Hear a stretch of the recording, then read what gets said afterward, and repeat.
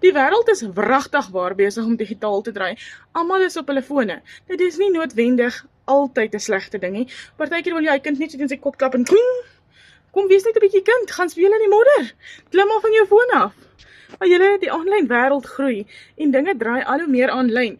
Oorsee is daar by van die plekke kelnerinne se poste is gevat deur robots. Daar's soos draaivleis kaars, soos in jy boek die kar op 'n app, hy kom daar aan, hy gaan laai jou op en hy gaan laai jou af. En dit gaan nog na Suid-Afrika toe ook kom. Op die einde van die dag, tegnologie is goed en wel, maar dit vat soveel mense se werk weg.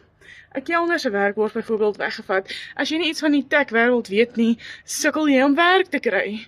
Alle plekke vra, het jy enige tegniese ondervinding? Nee.